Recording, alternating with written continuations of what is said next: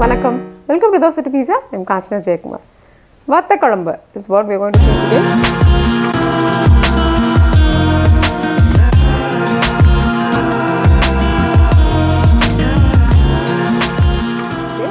This is a very traditional food which was prepared even before we were using all these refrigerators or whatever, because they used to stay for a longer period. They had a longer shelf life even without the refrigerators, and whenever we make it for a big crowd or we travel out, we tend to take this.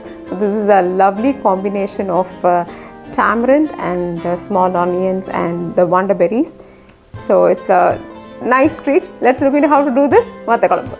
1 tomato diced, few small onions sliced, a small ball of tamarind, 4 teaspoons of coriander seeds or dhania seeds, 3 tablespoons of manathakali vathal or wonderberry, some curry leaves, 1 teaspoon of fenugreek seeds and mustard seeds. For dry grind, 1 teaspoon of rice, 1 teaspoon of tur dal, 2 teaspoons of Bengal gram dal, 1 teaspoon of peppercorns, 1 teaspoon of fenugreek, 1 teaspoon of cumin seeds, salt, turmeric powder, ghee and oil. 1.5 teaspoons of chili powder. Let's heat a pan, and then first we will be roasting this wonderberry or this manathakali vathal in some ghee, so that if there is any bitterness in this, that will be removed and we can have it. It's roasted well and they are doubled in size. We can remove it and keep it aside. Now let's roast all these dry ingredients one by one. Actually, we have already released in our earlier videos how to make sambar powder. This is nothing but the same sambar powder, because I wanted to show it right from the scratch. I am doing it right now. Otherwise, you can use 2 tablespoons of sambar powder, which we have already showed.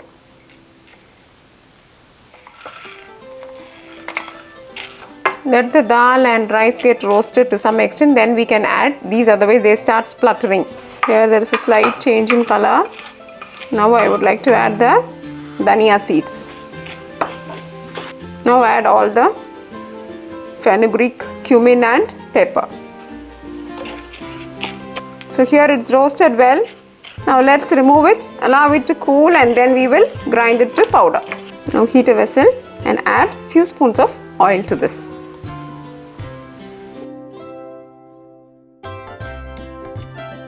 Let's add onion and saute it. Actually, this process is a little bit slow, and it needs a lot of patience to do this, because it's going to be, life is going to be long. So while cooking, we'll have to take enough care to cook it in a medium or a slow process, so that they get the nice smell and the proper consistency is maintained. Now add some salt. Can you see? The onions are roasted really well. Now we can add the tomatoes. Just cover it and leave it in the medium flame, so that the tomatoes get mashed up and cooked well. While this is getting cooked, now let's grind the roasted ingredients. So here we have our fine powder ground. Now let's look into our vessel. The tomatoes are mashed and they are well cooked. So let's add the tamarind puree or tamarind paste.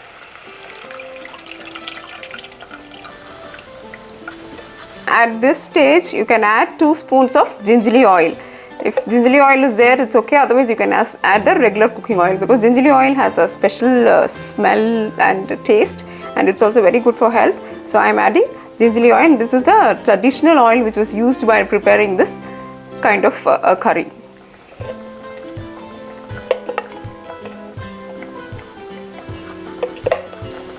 Add chili powder. Now add the powdered powder. Now I am going to add around 1 glass of water.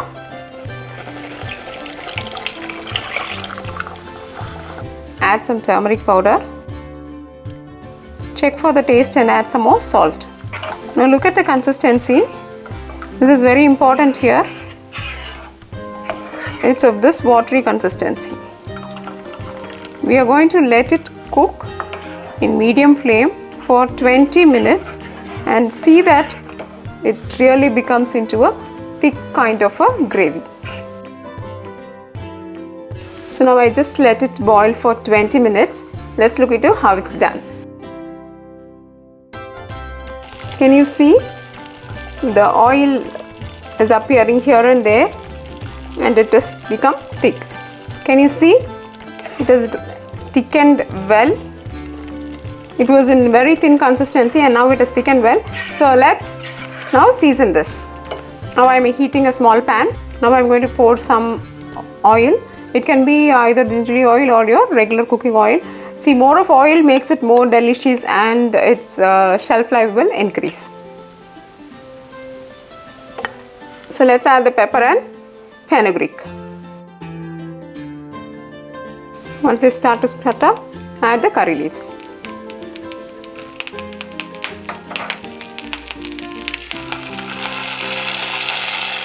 Now lastly add the vandaberry or manathakali vathal.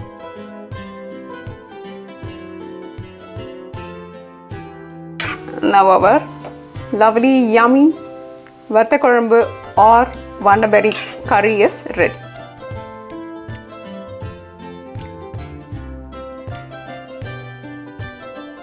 So dear friends, hope you enjoyed this session of making this lovely Vathal Kuzhambu or vandaberry gravy. This is, it has really a long shelf life and it's very yummy and tasty. Please do try this and keep us posted. Dosa to Pizza, always enhancing your taste buds. If you like this video, press like, subscribe to Dosa to Pizza, and for your principal recipes visit dosatopizza.com. Thank you and bye-bye.